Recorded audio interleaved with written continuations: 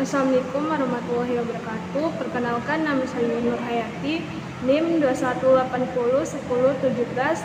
Saya akan memaparkan materi tentang perbedaan individual.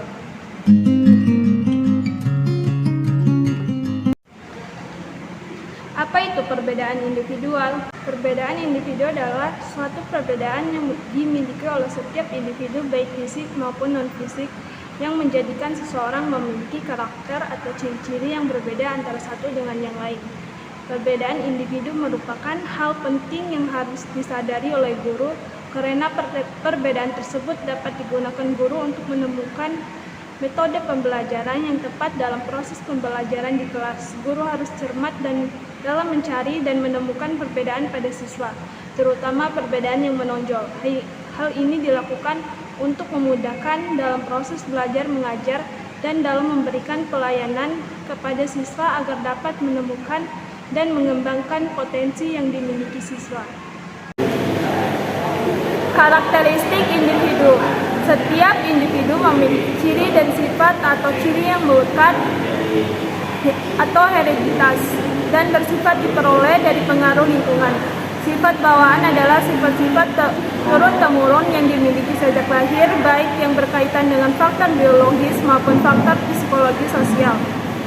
Alam merupakan istilah yang biasa digunakan untuk menjelaskan karakteristik individu ditinjau dari aspek fisik, mental, dan emosional pada setiap tingkat perkembangannya.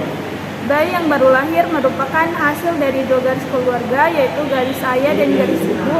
Sejak pembuahan atau konsepsi kehidupan baru terus-menerus dipengaruhi oleh berbagai faktor lingkungan yang merangsang. Yang dimaksud dengan perbedaan individu menurut Legrand pada tahun 1980 menyangkut variasi yang terjadi baik variasi fisik maupun psikis. Area perbedaannya adalah yang pertama, perbedaan kognitif. Perbedaan kognitif merupakan kemampuan yang berkaitan dengan penguasaan ilmu, pengetahuan, teknologi. Setiap orang memiliki persepsi tentang hal pengamatan atau penyerapan terhadap suatu objek ini. Berarti bahwa dia mengendalikan segala sesuatu yang diketahui, dalam arti bahwa persepsi terbentuk dalam dirinya dan pengetahuan itu diatur secara sistematis untuk menjadi miliknya. Yang kedua, perbedaan kemampuan berbahasa. Perbedaan kemampuan berbahasa adalah salah satu keterampilan individu yang paling penting dalam kehidupan. Kemampuan setiap individu dalam berbicara berbeda-beda. Kemampuan berbahasa adalah kemampuan seseorang untuk mengungkapkan pikirannya dalam bentuk kata dan kalimat yang syarat makna, logis dan sistematis. Kemampuan berbicara sangat dipengaruhi oleh faktor kecerdasan dan faktor lingkungan serta faktor fisik atau alat bicara. Yang ketiga, perbedaan keterampilan motorik. Keterampilan motorik atau psychomotor skill adalah kemampuan mengorganisasikan gerak-gerik kondisi motorik yang dilakukan oleh susunan saraf pusat untuk melakukan aktivitas. Yang keempat, perbedaan latar belakang. Perbedaan latar belakang dan pengalaman mereka yang berbeda-beda dapat memfasilitasi atau menghambat kinerja mereka, terlepas dari potensi individu untuk menguasai materi. Yang kelima, perbedaan bakat.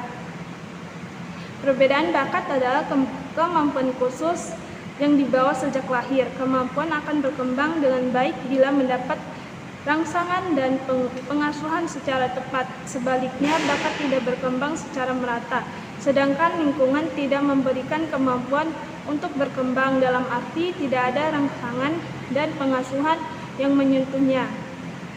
Yang keenam, perbedaan kesiapan belajar. Perbedaan kesiapan belajar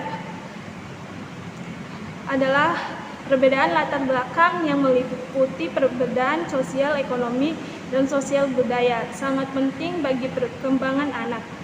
Perbedaan kemampuan. Kemampuan adalah kapasitas seorang individu untuk melakukan beragam tugas dalam suatu pekerjaan. Kemampuan adalah sebuah penilaian terkini atas apa yang dapat dilakukan seseorang. Tidak semuanya siswa memiliki kemampuan yang sama dalam menerima materi yang diajarkan oleh seorang guru. Guru hendaknya memberikan perhatian khusus terhadap siswa-siswa yang memiliki tingkat kemampuan rendah, dengan berusaha menemukan dan mengatasi kesulitan belajar siswa dengan mendiagnosis kesulitan belajar siswa tersebut. Perbedaan minat. Minat adalah seberapa besar seorang individu merasa suka atau tidak kepada suatu rangsangan. Minat adalah dorongan yang kuat bagi seseorang untuk melakukan segala sesuatu yang menjadi keinginannya. Minat merupakan faktor yang dapat mengarahkan bakat dan keberadaan yang merupakan faktor utama dalam pengembangan bakat. Bakat merupakan kondisi atau kualitas yang dimiliki seseorang yang memungkinkan seseorang tersebut akan berkembang pada masa mendatang. Perbedaan singkat menurut Prasetyo dalam bukunya Psikologi Pendidikan mengemukakan bahwa faktor-faktor yang mengaruhi sikap sosial adalah sebagai berikut. Yang pertama, faktor endogen, yang kedua faktor identifikasi, yang ketiga faktor imitasi, yang keempat faktor eksogen, yang kelima faktor lingkungan sekolah, yang keenam faktor lingkungan. Sekian dari saya. Wassalamualaikum warahmatullahi wabarakatuh.